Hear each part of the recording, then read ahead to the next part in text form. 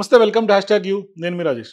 ప్రస్తుతం తెలంగాణలో కాంగ్రెస్ పార్టీ అధికారంలోకి వచ్చినాక బీఆర్ఎస్ పార్టీ పూర్తి స్థాయిలో ఖాళీ అయిపోయే పరిస్థితులే ఎక్కువ శాతం కనిపిస్తున్నాయి. మరీ ముఖ్యంగా హైదరాబాద్ నుంచి అట్లాగే చాలా జిల్లాల నుంచి కూడా బీఆర్ఎస్ పార్టీ నేతలందరూ కూడా ఇవాళ కాంగ్రెస్ పార్టీలో అన్కండిషనల్గా జాయిన్ అవుతున్నటువంటి పరిస్థితి కనిపిస్తుంది. అసలు ఎందుకు బీఆర్ఎస్ పార్టీ నేతలు వీడుతున్నారు, ఏ పరిస్థితుల మధ్య ఇవాళ బీఆర్ఎస్ పార్టీ నుంచి కాంగ్రెస్లోకి జాయిన్ అవుతున్నారని కూడా మాట్లాడదాం. మనతో పాటు కాంగ్రెస్ పార్టీలో తాజాగా చేరినటువంటి అల్లు అర్జున్ మామైనటువంటి కంచర్ల చంద్రశేఖర్ రెడ్డి గారు, ఆయన 2014లో కూడా నాగార్జున సాగర్ నుంచి పోటీ చేశారు. మరోవైపు ఆయన కాంగ్రెస్లోనే గతంలో కొనసాగినటువంటి వ్యక్తి. వాళ్ళ సొంత గూటికి మరొకసారి కాంగ్రెస్ పార్టీలో జాయిన్ అయినటువంటి నేపథ్యం చూస్తున్నాం. అసలు ఎందుకు బీఆర్ఎస్ పార్టీని నేతలు వీడుతున్నారో మాట్లాడదాం. మరోవైపు టార్గెట్ మల్కాజ్గిరిగా ఆయన కొంత పోటీ చేస్తారనే ప్రచారం పెద్ద ఎత్తున ఇవాళ వినిపిస్తుంది. మరోవైపు అల్లు అర్జున్ కూడా కొంత ప్రచారం చేస్తారు మామ కోసం అంటూ కూడా ప్రచారం పెద్ద ఎత్తున ఇవాళ సోషల్ మీడియాలో వైరల్గా మారుతుంది. సో ఇవన్నీ కూడా మాట్లాడదాం. మనతో పాటు కంచర్ల చంద్రశేఖర్ రెడ్డి గారు జాయిన్ అవుతున్నారు. నమస్తే సార్. నమస్తే రాజేష్. ఏంటి సార్, బీఆర్ఎస్ పార్టీని వీడారు, కాంగ్రెస్ పార్టీలోకి వచ్చారు, ఎందుకు ఇవాళ బీఆర్ఎస్ని వీడారు, కాంగ్రెస్ కండువా ఎందుకు కప్పుకున్నారు, సొంత గూటికి వచ్చినందుకు ఎట్లా అనిపిస్తుంది? మీరు చూడండి, బీఆర్ఎస్ పార్టీ అంటే టీఆర్ఎస్ పార్టీ బీఆర్ఎస్గా. టీఆర్ఎస్ పార్టీ అనేది తెలంగాణ కోసం పాటుపడ్డ పార్టీ, తెలంగాణ తెచ్చిన పార్టీ అని చెప్పి కేసీఆర్ గారు పదే పదే చెప్పేటోడు. ఓకే, టీఆర్ఎస్ పార్టీ వల్ల కాంగ్రెస్ ఇస్తేనే తెలంగాణ వచ్చింది, మనం యాక్సెప్ట్ చేద్దాము, కాంగ్రెస్ ఇచ్చింది కానీ దానికోసం కొట్లాడింది పాటుపడింది కేసీఆర్ గారు. కానీ కేసీఆర్ గారు తెలంగాణ వచ్చిన తర్వాత తెలంగాణ వాదం మర్చిపోయాడు. తెలంగాణ వాదం మర్చిపోయి తెలంగాణకు ఎగనిస్ట్గా తెలంగాణ వద్దన్న వాళ్ళను ఆయన పెట్టుకొని ఈ 10 ఏళ్ళు ఆయన ఈ యొక్క ప్రభుత్వాలు నడిపాడు. దాని ద్వారానే తెలంగాణకు నిజంగా కొట్లాడి తెచ్చుకున్న తెలంగాణలో తెలంగాణ ఇప్పుడు నీళ్లు నిధులు నియామకాలు అని అనేది కదా, దానికంటే ఎక్కువ గౌరవం, సెల్ఫ్ రెస్పెక్ట్ అనేది తెలంగాణ వాదులకు ఎక్కువ. మనీ కంటే సెల్ఫ్ రెస్పెక్ట్. కానీ అది ఇక్కడ లోపించింది. కేసీఆర్ గారు ఏదైతే ఏమనేది, అప్పుడు ఆయన తెలంగాణ వాదులందరూ కాంగ్రెస్ లీడర్ల దగ్గర పోయి చేతులు కట్టుకొని నిలబడతారు వాళ్ళ పదవుల కోసమని. ఇక్కడ చేతులాది నిలబెట్టేదని కాదు, ఆయన ముందు ఆయన అపాయింట్మెంట్ కోసం కూడా తెలంగాణ వాదులు తెలంగాణ లీడర్లు రోజు పడిగాపులు కావాల్సిన పని వచ్చింది. సో దానివల్లనే బీఆర్ఎస్ యొక్క డౌన్ఫాల్ అని చెప్పి నేను భావిస్తాను. కానీ మీరు దాదాపు సుదీర్ఘకాలం బీఆర్ఎస్ పార్టీలో పనిచేశారు, దాదాపు 10 ఏళ్ళు అనుకుంటా తెలిసి, 2014 నుంచి నిన్నటి దాకా అనుకోండి. కానీ ఇంత 10 ఏళ్ల పీరియడ్లో మీరు ఒకసారి పోటీ చేసి ఓడిపోయారు అనుకోండి. కానీ అప్పటి నుంచి ఈ 10 ఏళ్లలో ఏ రోజు కూడా మీకు ఏ పదవులు కూడా దక్కలేదు. ఎందుకు అంటే రాజేష్ గారు చూడరి, కేసీఆర్ గారు ఎలాంటి మనిషి అంటే వెనక వెన్నెముక లేని మనుషులు ఉన్నప్పుడే ఆయన యాక్సెప్ట్ చేస్తాడు. ఎవరైనా నిజంగా ప్రజలకు మీరు ఈ 10 ఏళ్లలో ఏం చేసినానండి, ఈరోజు కూడా నేను 10 ఏళ్ల కింద కాంటాక్ట్ చేసిన 2014లో కాంటాక్ట్ చేసి ఓడిపోయిన 1 ఇయర్ తర్వాతనే ఎవరైతే వేరే పార్టీలు గెలిచినా తీసుకున్నాడు. ఈరోజు కూడా మీరు ఏ ఊరికైనా వెళ్ళి మీరు 10 మందిని అడిగితే 5 మంది కంచర్ల చంద్రశేఖర్ రెడ్డి అనేట ఆయన ఇక్కడ కాంటాక్ట్ చేసి ఓడిపోయినా కూడా మాకు అందుబాటులో ఉన్నాడు. అట్లీస్ట్ మేము పోయి ఆయనకు మా కష్టం చెప్పుకుంటే తీర్చేదానికి ప్రయత్నం చేసిండని అంటారు తప్ప, నేను ఏ రోజు కూడా నేను ఓడిపోయినా నన్ను పార్టీ వేరే ఆయన వచ్చినా కూడా నాకు ఎలాంటి అక్కడ గౌరవం లేదు అనుకున్నా కూడా, గౌరవం నాకు లేదు కానీ ప్రజలకు పనిచేయాలనే ఉద్దేశంతో నేను చేసింది తప్ప, మరి ఆయన ఎందుకు ఇవ్వలేదనేది, అది ఎందుకు నాలాంటి వాళ్ళకు పక్కకు పెట్టినందుకే, నాలాంటి వాళ్ళను అగౌరవపరిచినందుకే, నాలాంటి వాళ్ళను విస్మరించినందుకే ఈరోజు ఈ యొక్క బీఆర్ఎస్ పార్టీ కేసీఆర్ గారు ప్రభుత్వాన్ని కోల్పోవడం జరిగింది. కానీ మీరు 10 ఏళ్ల పాటు పదవులు రాలేదు, కానీ ఏం ఆశించి 10 ఏళ్ల పాటు బీఆర్ఎస్లో కొనసాగారు? నేను ఏమనుకున్నానంటే, సరే వచ్చి కాంటాక్ట్ చేశాము. నేను ఫస్ట్ ఓడిపోయిన తర్వాత ఎవరైతే ఎమ్మెల్యే వచ్చినాక నాకు నెక్స్ట్ ఎక్కడో ఇస్తారని చెప్పి అనుకున్నాము. ఏదైనా సరే నన్ను గౌరవమైన పదవిలో ఇస్తారని అనుకున్నాము. నేను అనునిత్యం ప్రజలకు పార్టీ కోసం పనిచేశా. అప్పుడు ఏమన్నారు పార్టీ అధినేతలు, ఎవరైతే మన పార్టీలకు వచ్చిండ్రో వేరే పార్టీ నుంచి వాళ్లకు మన పార్టీ వారికి అష్యూరెన్స్ ఇచ్చింది, వారికే తిరిగి నామినేషన్ వారి యొక్క ఏ పొజిషన్లు ఉందో అది ఇస్తామని చెప్పి, కాబట్టి నీకు ఇవ్వలేదు. కానీ ఈసారి ప్రభుత్వం రాగానే నీకు తగిన గౌరవించుకుంటాం, నీలాంటి వాళ్ళని గౌరవిస్తాం అని చెప్పారు. నిజంగా నమ్ముతాం కదా. మనం ఇమీడియట్గా పదవి రాలేదని చెప్పి ఒక పార్టీ నుంచి పోడు మంచిది కాదనే ఉద్దేశంతో ఉన్నాం. కానీ మరి ఇప్పుడెందుకు వచ్చినా మీరు అడగొచ్చు. కానీ పదవి కంటే ఎక్కువ గౌరవం అనేది కావాలి.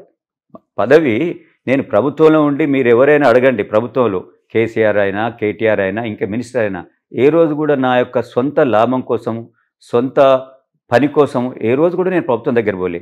ఎప్పుడు పోయినా కూడా నిజమైన ఒక ప్రజలకు నిజమైన ఒక మామూలు మనిషికి ఇది లాభం, ఈయనకు న్యాయం అన్యాయం జరుగుతుంది, ఈయనకు న్యాయం జరగాలన్నప్పుడే నేను ప్రభుత్వం దగ్గరికి పోయాను, ఒక లీడర్ దగ్గరికి పోయాను తప్ప అదర్వైజ్ నా సొంతం గురించి కూడా నేను ఏ రోజు పోలేదు. అది ఆయన చూసుకోవాలి. అది చూసుకోక మీరు చూశారు కదా ఎలాంటి వాళ్ళు వచ్చారు. ఎలక్షన్ వచ్చినప్పుడు ఎవరో కొత్త ఆయన దిగుతాడు, ఒక ఆయన ఫార్మా కంపెనీ అంటాడు, ఒక ఆయన రియల్ ఎస్టేట్ అది చేస్తా అంటాడు. రియల్ ఎస్టేటు ఫార్మా కంపెనీలు కాదు కదా. ఓకే, వాళ్ళు కూడా రావచ్చు, వాళ్ళు కూడా they are also eligible and వచ్చి ప్రజలకు పనిచేయచ్చు. కానీ వాళ్ళు తమ బెనిఫిట్ కోసం వాళ్ళు ఓడిపోగానే వాళ్ళకి ఏదో కొన్ని లోసుకొని ఉన్న ల్యాండ్ను క్లియరింగ్ చేసుకుంటారు, ఆ డబ్బులు సంపాదించుకొని వెళ్ళిపోతారు. ఇంకో ఫార్మా కంపెనీ ఆయన అంత పెద్ద కంపెనీ నడుపుకొని ఈడ ప్రజలతో ఎప్పుడు కలుస్తాడండి?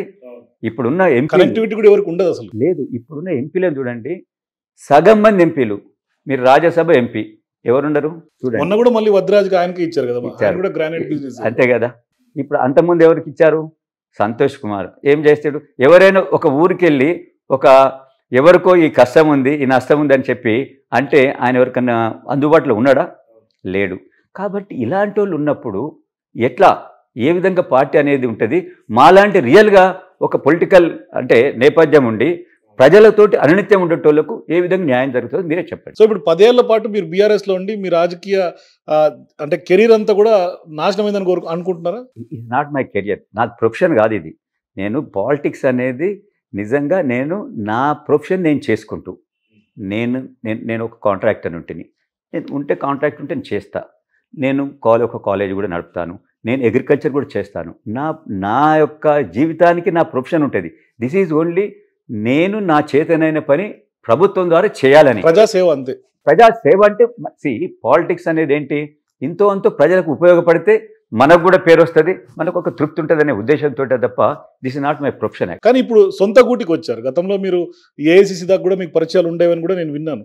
సో ఇప్పుడు మీరు మళ్ళీ సొంత గూటికి వచ్చారు. ఎట్లా అనిపిస్తుంది కాంగ్రెస్ పార్టీలో మళ్ళీ జాయిన్ అవ్వడం? చాలా నిజంగా చెప్పాలంటే నేను గాంధీ భవన్ పోయా ఆఫ్టర్ 9.5 years. మీరు అక్కడ ఉండే చిన్న వర్కర్ నుంచి వైస్ ప్రెసిడెంట్ అంటే ప్రెసిడెంట్ సీఎం గారే కదా, అక్కడి వరకు వాళ్ళు దే ఆర్ వెరీ హ్యాపీ. వాళ్ళు అంటున్నారు, శేఖర్ రెడ్డి నీకెంత సంతోషం తెలియదు కానీ మాకు చాలా సంతోషం ఉంది, మాలో ఒకనివి, మనందరం కలిసి పార్టీ యొక్క ప్రతి ఒక యాక్టివిటీలో మనం పార్టిసిపేట్ చేసేవాళ్ళము అని చెప్పి వాళ్ళందరూ చాలా నన్ను వెల్కమ్ చేసిండ్రు. వాళ్ళు దే ఆర్ వెరీ హ్యాపీ. నాకు కూడా చాలా సంతోషం అనిపించింది నిజంగా. మళ్ళీ నా సొంత ఇంటికి పోయిన అనే ఒక ఫీలింగ్ నాకు వచ్చింది. కానీ 9.5 కాలంలో గాంధీ భవన్ ఒకప్పుడు ఎట్లుండే మీరు చూసినప్పుడు గాంధీ భవన్ ఫుల్ కలకల్లాడుతుండే. ఇప్పుడు మళ్ళీ అదే సీన్ రిపీట్ అవుతుంది అధికారంలోకి వచ్చిన తర్వాత. కొంత సాటిస్ఫాక్షన్ అనిపిస్తుందా సార్?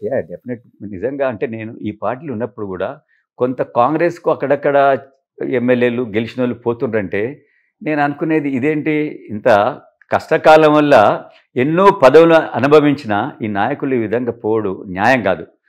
నీవు అయిపోయింది, నీకు ఎలక్షన్స్ అయిపోయినాక నీ పదవి ముగిసినాక నీ ఎట్లనే పోవచ్చు, కానీ కష్టకాలం ఉన్న కాంగ్రెస్ని వదిలి కాంగ్రెస్ మీద గెలిచి పోతుండంటే నేను అనుకునేది ఇది చాలా అన్యాయము, ఇది చాలా ఇలాంటి కష్టం కాంగ్రెస్ రావద్దని నేను భావించేటండి. కానీ ఇప్పుడు మీరంటే 10 ఏళ్ల పాటు ఉన్నప్పుడు కూడా మీకు ఎటువంటి పదవులు దక్కలేదు.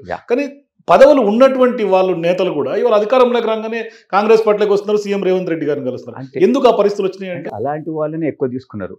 బీఆర్ఎస్ పార్టీలో టీఆర్ఎస్ పార్టీలో ఎక్కువ మందికి అలాంటి వాళ్ళకే వారి స్థానం కల్పించారు. కాబట్టి న్యాచురల్ వాళ్ళు పోతారు, వాళ్ళకున్న పాత అలవాట్ల ప్రకారం వాళ్ళు పోతూనే ఉంటారు. దాన్ని పెద్దగా మనం అనుకోవద్దు.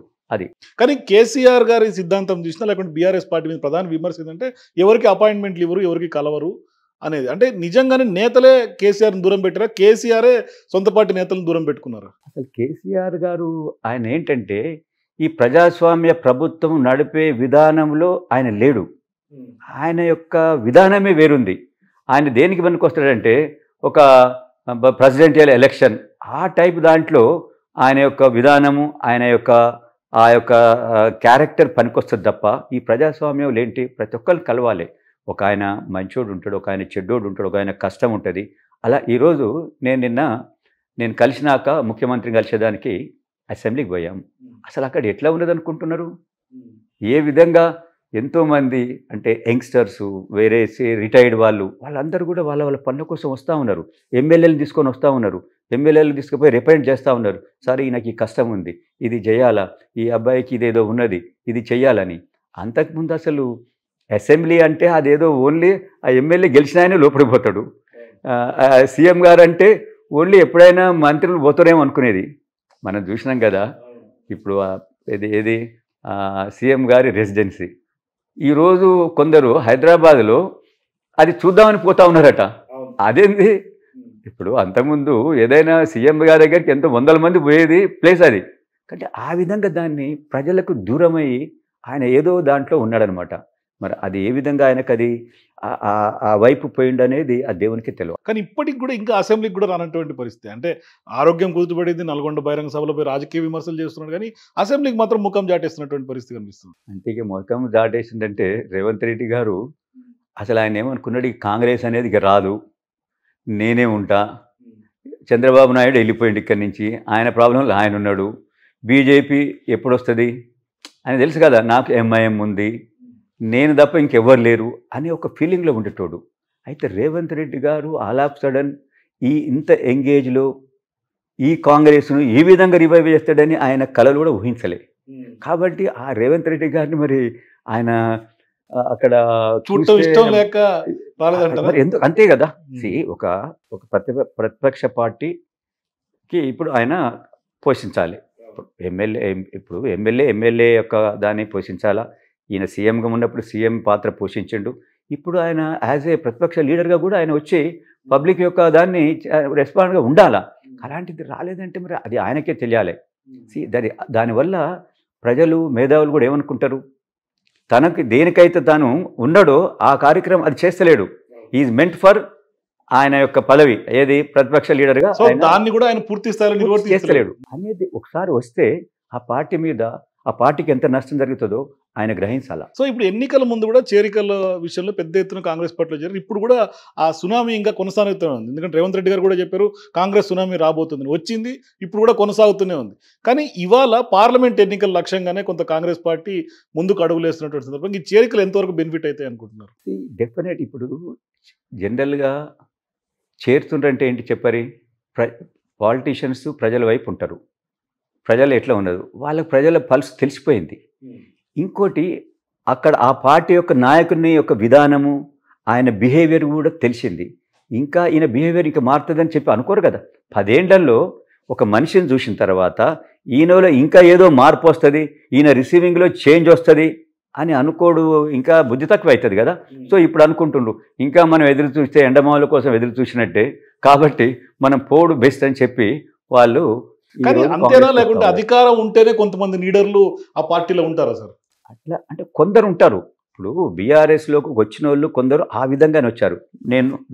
నన్ను చూడండి, నేను 9.5 years 10 years ఉన్నా కదా, నాకు అధికారం ఏమి లేదు, ఏ రోజు కూడా అధికారం లేదు అని చెప్పి కూడా అనుకోలేదు. అవును నేను ఓడిపోయినా, ప్రజలు ఆ రోజు నన్ను యాక్సెప్ట్ చేయలేదు, నేను ఓడిపోయినా అనుకున్నా. కానీ కొందరు ఎలా అంటే ఏ విధంగా వచ్చారంటే డబ్బులతోటే నాయకుడు అయినోనికి ఆయన డబ్బులుంటే ఎక్కడైనా అవుతా అనుకుంటాడు. సో ఈ 10 ఏళ్లలో ఏ విధంగా పాలిటిక్స్ వచ్చిందంటే, మీరు బిఫోర్ 2014 చూసుకోరి, డబ్బులు ఓకే ఫ్యాక్టర్, బట్ డబ్బులే మొత్తం ఫ్యాక్టర్ కాదు. కానీ 2014 నుంచి 2023 వస్తాలకే డబ్బులు అనేది మెయిన్ ఫ్యాక్టర్, ప్రజలకు పనిచేసేది సెకండ్ ఫ్యాక్టర్. ఆ విధంగా అయింది. అది అంత చేంజెస్ ఇది 10 ఏళ్లలో వచ్చింది.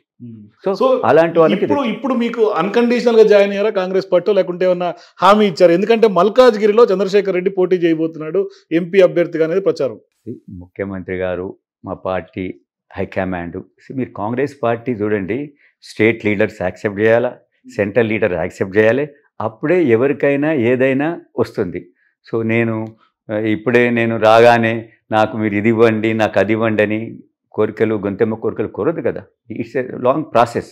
సో డెఫినెట్ ముఖ్యమంత్రి గారు ఏ పని చేయమంటే నన్ను దేనికి ఉపయోగించుకున్నా కూడా I'm ready to work for that, serve for that. కానీ రేస్లో ఉన్నారా? 100% ఉన్నాను, 100% ఉన్నాను, 100% రేస్లో ఉన్నాను. సో పోటీ చేస్తే ఎంత మెజారిటీతో గెలిచే అవకాశం ఉంది? ఈరోజు చూశారు, ఒక్కొక్క ఎమ్మెల్యే ఎక్కడ చూసినా కూడా 50,000కు తక్కువ లేకుండా ఎమ్మెల్యేలు గెలిచారు. సో ఇప్పుడు దానికంటే 2 రెట్ల మెజారిటీతోటి ప్రతి కాన్స్టిట్యున్సీలో గెలుపు అనేది అవుతుంది. ఎందుకంటే నిన్నటిదాకా కొద్దిగా భయంతో కొందరు ఎంప్లాయీస్ అయినా వేరే ప్రొఫెషన్స్ ఉండోళ్ళైనా ఎందుకులే ఈ తోడు పెట్టుకునేదానికి ఏం చేస్తారనే ఫీలింగ్ ఉండే. ఇప్పుడు ఆ భయం అనేది పోయింది, స్వేచ్ఛ అనేది ఎక్కువ వచ్చింది. ఈరోజు చూడండి, ఈ రేవంత్ రెడ్డి గారి ప్రభుత్వం వచ్చినాక ఫీల్ గుడ్ ఫ్యాక్టర్ అనేది వచ్చింది. అందరూ హ్యాపీగా మా పనులు మీద అంటే ఎవరి పనులు అంతకుముందు కూడా చేసుకుంటారు, కానీ భయంగా ఏదేమైనా తప్పు అయితే మళ్ళీ ఎవరి దగ్గర పోవాలి, స్వేచ్ఛా వాతావరణం వచ్చింది. స్వేచ్ఛ వాతావరణం అంటే స్వేచ్ఛ అంటే విచ్చలవిడి వాతావరణం కాదు. మాకేమైనా కష్టం ఉంటే మేము పోవచ్చు, రిప్రజెంట్ చేయొచ్చు, మనం భయపడిన అవసరం లేదు.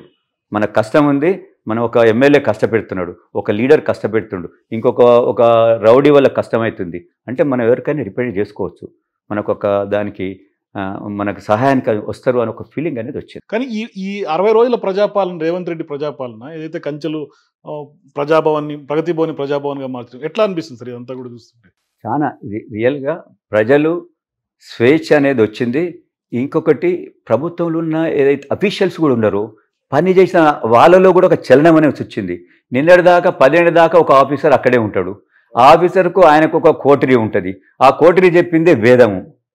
ఎప్పుడైనా ప్రభుత్వాలలో ఉన్నప్పుడు 3 ఇయర్స్ దాకా ఒక ఆఫీసర్ ఎక్కడ ఉండొద్దు. మీరు చూడండి, ఒక ఎమ్మెల్యే 2 సార్లు గెలుస్తాడు, 3 వదులుతాడు, కానీ ఒక ఆఫీసరు 10 ఏళ్ళు ఒక సీట్లో ఉంటారండి. అది ఉండడానికి రిటైర్ అయిపోయిన వాళ్ళని కూడా కొనసాగించిన పరిస్థితి కదా, మొత్తం వాళ్ళదే నడిచింది. ఈరోజు మీరు ఆ ప్రాజెక్టు పోయిన దానికి కారణం ఏంటి? ఈరోజు డిఫెక్ట్ ఎందుకు వచ్చింది? రిటైర్డ్ వాళ్ళకి ఆ ఇంట్రెస్ట్ ఉండదు, ఆ టెక్నాలజీ అనేది మార్పులు అనేది చేర్పుల ప్రకారం వాళ్ళు నడుచుకోరు. కాబట్టి కాళేశ్వరంకి ఈరోజు ఈ గతి పట్టింది. కానీ గత ప్రభుత్వ అవకతవకల మీద ఏం చెప్తారు చంద్రశేఖర్ రెడ్డి గారు? ఎందుకంటే మీరు కూడా బీఆర్ఎస్లో పార్టీలో ఉండి వచ్చిన వాళ్ళే. అంటే మనం ఒకటి ఇప్పుడున్న ప్రభుత్వాలు చేసుకోవాలి, ప్రతి నిత్యం కూడా ఏంటంటే మార్పులకు అనుగుణంగా ప్రతి వారి యొక్క అంటే ఎవరైతే ఉన్నారో ఇంటెలెక్చువల్స్ ఉన్నారు, విజ్ఞులు ఉన్నారు, వాళ్ళతోటి తీసుకొని వాళ్ళ సలహాలు తీసుకొని ముందు పోవాలి తప్ప మూర్ఖంగా నేను బట్టిన కుందేలకు 3 కాళ్ళు అనేది ఉంటే ఎంతో నష్టం జరుగుతుంది. ఈరోజు కాళేశ్వరం ప్రాజెక్టు జరిగిన నష్టము ఇంకా 10 ఏళ్ల దాకా దాన్ని పూడ్చలేము. ఇప్పుడు 1,00,000 కోట్ల రూపాయలు పూడాలంటే ఇప్పుడు దానికి నెలకు 17,000 సంవత్సరానికి ఎంతో కట్టాలంటే నెలకు 17,000. సార్ అలాంటిది 1,00,000 కోట్లు తీర్పి ఇంకో ప్రాజెక్టు కట్టాలంటే ఎంత టైం పడుతుందండి?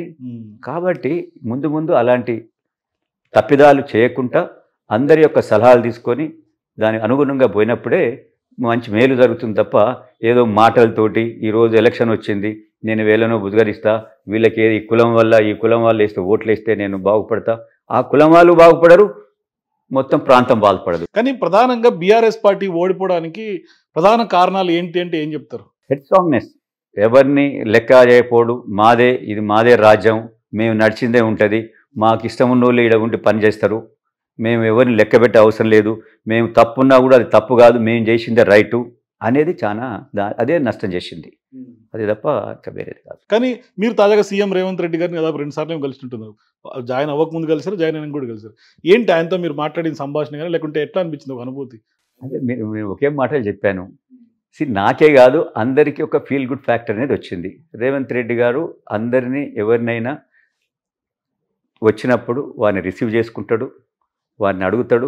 సరే ప్రతి ఒక్కరు చూడండి నాకేదో కోరికలు కోరుతూ ఉంటారు, అన్ని కోరికలు తీరాలని వెళ్ళలేదు, దాంట్లో కరెక్ట్ ఉంటే 100% చేసేదానికి నేను యాజ్ ఏ లీడర్గా నేను పోయినాను. నేను అన్నాను ఈ విధంగా నేను ఏదో సరిగ్గా నేను కాంగ్రెస్ నుంచి దాంట్లోకి పోయాను, మళ్ళీ నేను వస్తున్నానంటే అరే నువ్వు పాతదానికే వస్తున్నావు, ఈ పార్టీ కాంగ్రెస్ పార్టీలోనే ఉండవు, నీ మొత్తం రాజకీయం అంతా ఇక్కడే ఉంది, మనం అందరం కలిసి పనిచేద్దాము, పార్టీని పటిష్టం చేద్దాము, రాహుల్ గాంధీని ప్రైమ్ మినిస్టర్ చేద్దాము, అందరికీ అన్ని మతాలు అన్ని కులాలు స్వేచ్ఛగా ఉండేదానికి మనం పనిచేద్దాము, అలాంటి వాతావరణం ఈ యొక్క దేశంలో కావాలి, ఈ రాష్ట్రంలో కావాలి అని ఆయన అన్నాడు. సో ఇప్పుడు మీరు పార్లమెంటు బరిలో ఉన్నారు కాబట్టి ఇప్పుడున్నటువంటి పార్లమెంట్ పరిస్థితి చూస్తే భారత్ జోడో న్యాయయాత్ర రాహుల్ గాంధీ చేపడుతున్నాడు, మరోవైపు బీజేపీ అయోధ్య రామ మందిరం అంశం ప్రధానంగా ఇవాళ తీసుకెళ్తుంది. ఏంటి ఎవరు గెలిచే అవకాశం ఉంది అనేది మీకు అనిపిస్తుంది? బీజేపీ యొక్క ఎజెండా జనరల్లీ వాళ్ళు ఒక మతం ప్రాతిపదికన పోతారు, కానీ కాంగ్రెస్ ఎజెండా ఏముంటుంది? కాంగ్రెస్ ఎజెండా ఫస్ట్ థింగ్ వాళ్ళకు అన్ని మతాలు ఒకటే, ఫస్ట్ మతాలన్నీ కలిసి ఉండాలా, కులాలన్నీ కలిసి ఉండాలి, ఇంకోటి డెవలప్మెంట్ అనేది దేశం మొత్తం మీద ఒకటే ఉండాలి, కాశ్మీర్లో అయినా అదే ఉండాలి, మన కేరళలో అయినా అదే ఉండాలి అనేది. అంటే కేరళలో కమ్యూనిస్టులని వాళ్ళకు దూరం పెట్టులేదు, కాశ్మీర్లో ముస్లింలని వాళ్ళ దూరం, అలాంటి డిస్పారిటీ అనేది కాంగ్రెస్లో ఉండదు. సో అది మెయిన్ అనమాట. ప్రజలు అది గ్రహించినప్పుడు కాంగ్రెస్ను కోరుకుంటారు. కానీ ఇప్పుడు అమిత్ షా, మోడీ ఇద్దరు కలిసి కొంత బలమైనటువంటి శక్తిగా మోషా టీం ఉంది. ఆ టీంని ఢీకొనే శక్తి ఇండియాకు ఉందా కూటమికి ఇప్పుడు ప్రధానంగా? ఇండియా కూటమి ఉందంటే ఈరోజు రాహుల్ గాంధీ గారు కూడా ఎట్లయితే రేవంత్ రెడ్డి గారిని ఇక్కడ సెలెక్ట్ చేసుకుంటూ ఇలాంటి వాళ్ళను ప్రతి స్టేట్లో అంటే ఇంకా కొంత కాంగ్రెస్లో ఏముంటుందంటే ఆ ఓల్డ్ వాళ్ళు ఉంటారు, ఆ ఓల్డ్ ఆలోచనలు దాని ప్రకారం పోతూ ఉంటారు. అలాంటి వాళ్ళని మార్పులు చేయాలి, చేసి ఇంతో అంతో ఒక దృక్పథం కొత్తదానికి పని చేసేది తపన అలాంటి అందరిని కలుపుకోయే అది ఉన్న వాళ్ళను అలాంటి వాళ్ళని ముందలు తీసుకొస్తే డెఫినెట్ మళ్ళీ కాంగ్రెస్ ఏదైతే ఇప్పుడు కర్ణాటక అండ్ తెలంగాణలో వచ్చిందో అది మిగతా రాష్ట్రాలలో కూడా వస్తుంది.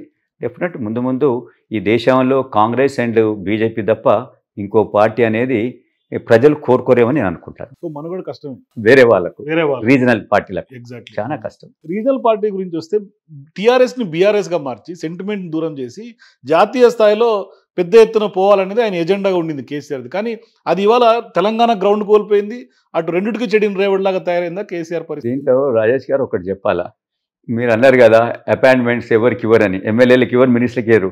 మరి ఎమ్మెల్యేలు మినిస్టర్ ఇప్పుడు మాలాంటి వాళ్ళకి ఎట్టిస్తారు? మా ఫ్రెండ్స్ కొందరు అనేది శేఖర్ రెడ్డి గారు మీరు ఇట్లా చేయాలి, మహారాష్ట్రకు వస్తారు కదా టోపీలు పెట్టుకుని మహారాష్ట్రియన్స్ వాళ్ళు, ఆ విధంగా ఆ టోపీ పెట్టుకుని నువ్వు కూడా వెళ్ళిపోవాలి అని ప్రగతి భవన్కు అట్లా నీకు ఇవ్వచ్చేమో అంటే అక్కడ దానికి వచ్చింది. ఆయన మహారాష్ట్రలో ఏదో గెలుస్తా, ఇంకో ఎక్కడో గెలుస్తా. ఒక జిమ్మిక్స్ తోటి గెలుసుడు అనేది వస్తుంది, కొన్నిసార్లు వస్తుంది, మంత్రాలు తంత్రాలతోటి గెలుపు అనేది, కానీ అది ఎక్కువ రోజు నిలబడదు. మనిషిని చూసి ఆయన క్యారెక్టరు ఆయన చేసే విధానం చూసి ఉన్నప్పుడే అది ఎల్లకాలం నిలబడుతుంది. మీ ఛానల్ అయినా మీరు ఎంతో అంతో ఎన్ని రోజులు జిమ్మిక్స్ చేస్తారు? న్యాయం నిజం అనేది కొంత చూపించాలి కదా. అదేవిధంగా కేసీఆర్ గారు కూడా ఏదో మహారాష్ట్రాలు ఇక్కడ చేసినట్టే చేస్తాం, మనీతోటే గెలవచ్చు. ఇంత మనీ తెలంగాణలో ఉన్నంత మనీ పాలిటిక్స్లో ఏదే స్టేట్లలో ఉన్నదండి? ఏ స్టేట్లో లేదు. సో అనుకున్నాడు ఆయన, ఓహో దీనివల్ల చేయొచ్చేమో ఇట్లా అని చెప్పి అనుకున్నాడు. కానీ మీరు ఇంటర్నల్గా ఉన్నారు కాబట్టి బీజేపీ బీఆర్ఎస్ రెండు ఒకటే అనేది బాగా కాంగ్రెస్ పార్టీ ఎలక్షన్స్ ముందు ఫోకస్ చేసింది, ప్రజలు కూడా నమ్మారు కూడా. ఆ జరుగుతున్నటువంటి పరిణామాలన్నీ చూస్తే అట్లాగే అనిపించింది. కానీ ఇవాళ మరొకసారి ప్రత్యక్ష పొత్తుకు కూడా రెడీ అవుతున్నారు, కేసీఆర్ వెళ్తున్నాడు, కలవబోతున్నాడు చర్చ ప్రధానంగా పొలిటికల్ సర్కిల్స్లో కొంచెం హాట్ టాపిక్గా ఉంది. ఇది పొత్తుకు సాధ్యమయ్యే పరిస్థితి ఉంటుంది, ఎందుకంటే వాళ్ళకి ఆ సంబంధాలు ఉన్నాయా? బీఆర్ఎస్ది ఎట్లా ఉన్నదంటే ఇప్పుడు ఒక నేషనల్ పార్టీ అండ లేకుంటే, నేను ఇంతకుముందు కూడా నేను ఈ పార్టీలు చేరకముందు కూడా నన్ను ఎవరు అడిగారు, అడిగితే నేను చెప్పాను ప్రతి రీజనల్ పార్టీలకు నేషనల్ పార్టీ అండ ఉండాలి. రీజనల్ పార్టీ అనేది ఈ దేశాన్ని నడపలేదు, యాక్సెప్ట్ కూడా చేయరు అందరు ప్రజలు. మన దగ్గర రీజనల్ పార్టీని మన తెలంగాణ వాళ్ళే యాక్సెప్ట్ చేయలేదు, మీరు నార్త్ ఇండియాలో ఎందుకు యాక్సెప్ట్ చేస్తారు? సో ఇప్పుడు ఇక్కడున్న లీడర్లే వాళ్ళు అంటున్నారు మన మనుగడ ముందడి పోవాలంటే మనం ఒక నేషనల్ పార్టీతో పోవాలి. సార్ మమ్మల్ని అడుగుతూ ఉన్నారు, మీరు 5 మందో 3 2 గెలుస్తారు, ఏం చేస్తారు భయ్? మీరు ఎవరితో అలైన్ అవుతారు? ఎవరి ద్వారా మన ప్రాంతానికి వచ్చే ఫండ్స్ తీసుకొస్తారు, ప్రాజెక్ట్స్ తీసుకొస్తారు అని అడుగుతూ ఉన్నారు. ఇప్పుడు కొద్దిగా హైకమాండ్, నిన్నటిదాకా హైకమాండ్ ఏమనుకున్నది, బీఆర్ఎస్ హైకమాండ్ మేము మహారాష్ట్రలో వస్తాము, మేము కర్ణాటకలో గెలుస్తాము అనుకున్నారు కదా, అక్కడ 2 గెలుస్తాం, ఇక్కడ 4 గెలుస్తాం, మేము కమ్యూనిస్ట్ వాళ్ళకి ఒక 6-10 సీట్లతోటి నేషనల్ పార్టీ పెద్ద ఎత్తున చేస్తుంటే మేమెందుకు చేయకూడదు అని ఒక ఫీలింగ్ వాళ్ళకుండే. సో ఇప్పుడు వాళ్ళు ఏమంటున్నారు, సార్ మనం ఇక్కడే పోయినాము కాబట్టి మనం ఏదో ఒక పార్టీతోటి అలైన్ కావాలా. సో కాంగ్రెస్ రాహుల్ గాంధీ గారు అన్నారు, ఎందుకంటే యాక్సెప్ట్ చేసే పరిస్థితి లేదు, ఎందుకంటే మేము తెలంగాణ ఇచ్చినప్పుడు మీరు అందరం కలిసి చేద్దామన్నారు, మీరు దాన్ని మాట నిలబెట్టుకోలేదు, హ్యాండ్ ఇచ్చారు. సో అందుకని ఇప్పుడు ఎవరున్నారు? బీజేపీ ఉన్నది. బీజేపీకి ఏమన్నా చెప్పండి, వాళ్ళు తీసుకుంటారు, తర్వాత ఏం చేయాలో వాళ్ళు చేస్తారు, అది వాళ్ళ యొక్క నైజం. సో ఏం సార్ ఇప్పుడు మల్కాజ్గిరి టార్గెట్గా మీరు బరిలో ఉన్నారు కాబట్టి ఇక్కడ ప్రజలతో కానీ లేకుంటే సత్సంబంధాలు ఉన్నాయా, లేకుంటే అప్పట్లో మీరు పోటీ చేసినప్పుడు సినారియో వేరు, ఇప్పుడు ప్రజెంట్ సినారియో వేరు, దానికి మీరు అన్నిటికీ అస్త్రశస్త్రాలు సిద్ధంగా ఉన్నాయా? ఇప్పుడు చూడండి, ఇప్పుడు అస్త్రశస్త్రాలు ఎన్ని ఉండబట్టే కదా ఈరోజు బీఆర్ఎస్ అనేది చాలా స్ట్రాంగు, అన్ని విధాలుగా ఉన్నది, ప్రభుత్వము ఇంకా ఇంకా అని అనుకున్నారు. మరి అన్నిటికీ ఇది అస్త్రశస్త్రాలను వమ్ము చేసి ప్రభుత్వము వచ్చింది కదా. అదేవిధంగా డెఫినెట్ ఇప్పుడు కాంగ్రెస్ యొక్క ఆ ఫీల్ గుడ్ ఫ్యాక్టరీ, కాంగ్రెస్ మీద ఉన్న నమ్మకమే అవే అస్త్రాలై శస్త్రాలై ఆ పార్టీని వేరే ఏం అవసరం లేదు, ఏం అవసరం లేదు. ఆ డబ్బులు ఆ పెద్ద ఎత్తున ఏదో జిమ్మిక్స్ అనేది అవసరం లేదు. ప్రజలందరూ ఈ కాంగ్రెస్ అనేది మల్కాజ్గిరి అనగానే అందరూ కొంత ఫోకస్ గా చూసే సీటు మొన్నటిదాకా రేవంత్ రెడ్డి గారు ప్రాతినిధ్యం వహించినటువంటి పార్లమెంట్.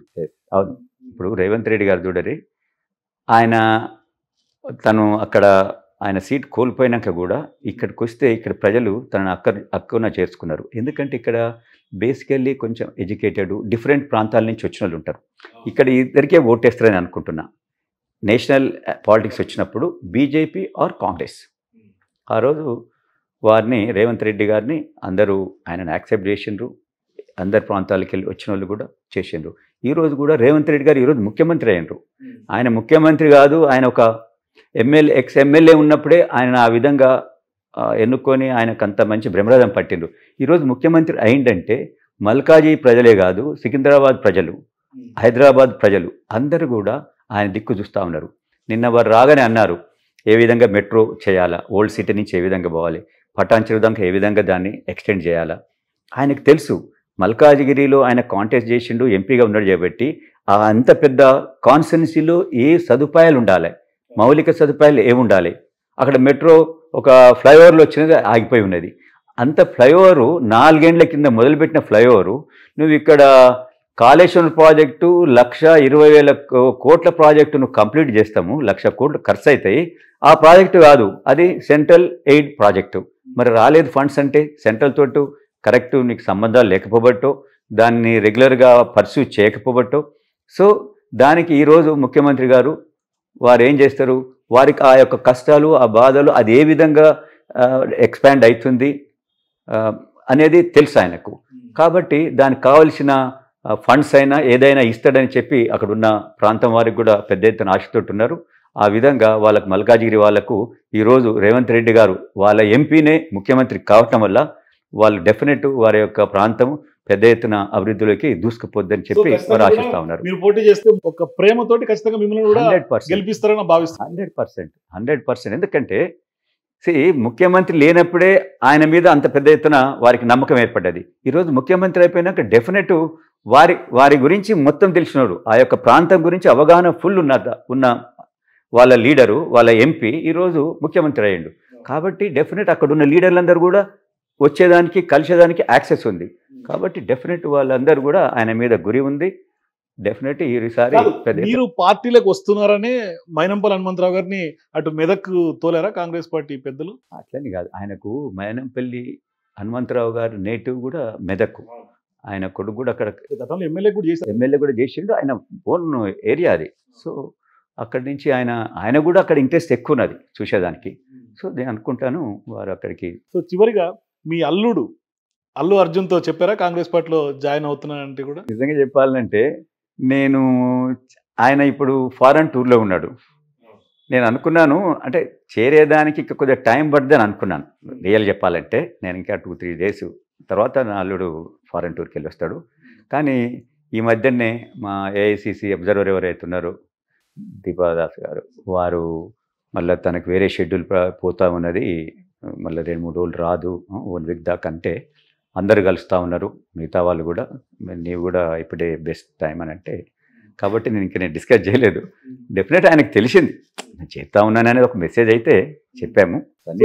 రెస్పాండ్ ఎట్లా ఉంది సార్ ఆయన నుంచి? ఎట్లా ఆయన ఏమంటాడు, డెఫినెట్ మామయ్య just go ahead, we're with you అని అంటాడు. సో ప్రచారానికి మీరు బరిలో ఉంటే ప్రచారానికి వస్తారు, ఎందుకంటే వస్తారనే ప్రచారం ఉంది, మీరు కూడా వస్తారని చెప్పినట్టున్నారు. రాజేష్ గారు మీరు చూడరి, నేను మా ఊర్లో మా చిన్నది గ్రామం, జస్ట్ ఇట్స్ ఓన్లీ బిలో 1000 లోపల ఓటర్స్ ఉంటారు. మా ఊర్లో ఒక ఫంక్షన్ చేశాను నేను. వచ్చారు కదా మరి పెద్ద ఎత్తున సోషల్ మీడియాలో బాగా వైరల్ అయింది. అక్కడ చూస్తే మీరు అక్కడ యూత్ అనేది మా ఓటర్స్ మా ఊరు 500-600, మా మండలము 10,000 అనుకోండి. ఒక 25,000 నుంచి 30,000, దాంట్లో 80% యూత్ 18 ఏళ్ల నుంచి 35 ఏళ్ల లోపటే వాళ్ళు ఉన్నారు. ఎక్కడి నుంచి వచ్చారో తెలియదు. అంటే ఆ విధంగా అక్కడ ఉన్న పోలీసు వాళ్ళు ఏమన్నారంటే, అక్కడ సార్ ఎక్కువసేపు ఉంటే ఇది పెద్ద ఎత్తున గలాట అవుతుంది, జనం ఎక్కువ వస్తున్నారు, ఈయన 20 మినిట్స్ కంటే ఎక్కువ ఉండొద్దు. మేము అన్నాం కదా భోజనం చేసిపోతాడు అన్నాము. భోజనం కాదు సార్, 20 మినిట్స్లో ఆయన వెళ్ళిపోవాలా. ఒక్కసారి ఆ మాబ్ మీదికి వస్తే మేమేం చేయలేము. ఆ రోజు పెద్ద ఎత్తున వచ్చిండ్రు పోలీసు కూడా, ఫోర్స్ కూడా వచ్చింది, చాలా వేలాది మంది జనం వచ్చారు. అంతా అది ఇంకోటి, మేము ఆయన వస్తున్నాను కూడా మేము ముందట ఎక్కడ చెప్పలే. ఎందుకంటే చెప్తే ఇంకా ప్రాబ్లం సో ఉంటుందేమని. యాక్చువల్గా నాకు తెలిసి ఆయన పెళ్ళైనప్పటి నుంచి ప్రతి పండగ కూడా మా మీ ఊరికి వస్తాడు, కుగ్రామానికి వస్తారు. అప్పుడప్పుడు వస్తాడు. వచ్చినప్పుడు కూడా ఇదే ఉంటది, ఊర్లో ఉంటే సీక్రెట్ గా కూడా- వచ్చి పోవాల్సి వస్తుంది. అంతే అంతే క్విక్ గా వచ్చి ఆయన ఒక రోజు ఉందామన్నా కూడా ఉండకుండా ఉంటది. ఎందుకంటే 24 hours ఆ ఫ్యాన్ ఫ్లో అనేది అట్లే ఉంటది. ఫ్యాన్స్ ఎట్లా ఉంటారు, 100 కిలోమీటర్కి వెళ్ళి వస్తారు, 100 కిలోమీటర్లు. నేను అంటే మీరు హైదరాబాద్ రావచ్చు కదండి సార్, హైదరాబాద్ ఎక్కడ కలుస్తారు సార్, మన ఊరు చేపెట్టి వస్తా. అవును. ప్రతిసారి అయితే మన బయట- ఫీలింగ్ వాళ్ళకు ఉంటుంది. వాళ్ళకు ఉంటుంది. కొందరు వస్తారు సార్, అప్పుడు నేను టీఆర్ఎస్ ఉన్నా, నేను టీఆర్ఎస్ అక్కడ mandal president sir. So recommendation చేసుకొని రావాల్సిన పరిస్థితి. అది అరే నేను టీఆర్ఎస్ అరే ఒక 1 hour అందరితో కలుస్తాడు, 2 hours కలుస్తాడు, మార్నింగ్ నుంచి 8 దాకా కలుస్తాడా? అవునవును, ఎవరికి సాధ్యం కాదు. ఎవరికి సాధ్యం కాదు. సో ఏం సార్, ప్రచారంకి అల్లు అర్జున్ వస్తే ఎంత మేర మీ పుష్ప రిలీజ్ ఎంత సక్సెస్ అయిందో, గ్రాండ్ సక్సెస్ అయిందో, పుష్ప 2 కూడా రాబోతుంది. సో పుష్ప ఎంత సక్సెస్ అయిందో ఆల్ ఇండియా వైడ్గా, అదే సక్సెస్ ఇవాళ మీరు పొలిటికల్గా అయ్యే అవకాశం ఉందా?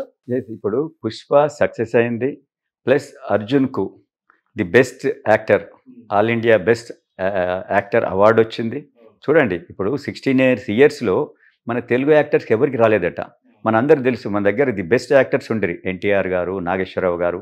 సో వాళ్ళకి రాని తనకు వచ్చిందంటే అది నిజంగా సినిమా ఫ్యాన్స్కు, సినిమా వాళ్ళందరికీ ఒక పండగలాగా ఉండే. అదేవిధంగా ఈరోజు నా ప్రచారానికి వచ్చినప్పుడు కూడా నాకు ఆ విధంగా యువత, ముఖ్యంగా యువత పెద్ద ఎత్తున మన పార్టీకి నాకు కూడా పెద్ద ఎత్తున వాళ్ళు ఓట్లేసి గెలిపిస్తారని చెప్పి నేను భావిస్తాను. సో మీరు ప్రచారంకి అల్లు అర్జున్ గారు వస్తే మాకు కూడా చెప్పండి, మేము కూడా వచ్చి కవర్ చేసుకుని మేము కూడా వచ్చి ఇంటర్వ్యూ తీస్తాం. తప్పక సార్ ఓకే సార్, మల్కాజ్గిరి బరిలో ఉందామని కోరుకుందాం, ఖచ్చితంగా మీరు గెలవాలని ఆశిద్దాం. సో కాంగ్రెస్ పార్టీలోకి వచ్చినందుకు రేవంత్ రెడ్డి గారు పాలన మీద చివరిగా ఒక్క మాటలో చెప్పాలంటే ఏం చెప్తారు? ఒక్క మాటలో చెప్పాలంటే ఈరోజు కాంగ్రెస్ పార్టీ అనేది కనుమరుగవుతుంది అని కోరుకున్న రీజనల్ పార్టీలకు చెంప దెబ్బ అని చెప్పి నేను అంటాను. థ్యాంక్ యూ చంద్రశేఖర్ రెడ్డి గారు. ఇది కంచర్ల చంద్రశేఖర్ రెడ్డి గారితో exclusive interview. For more videos please watch #.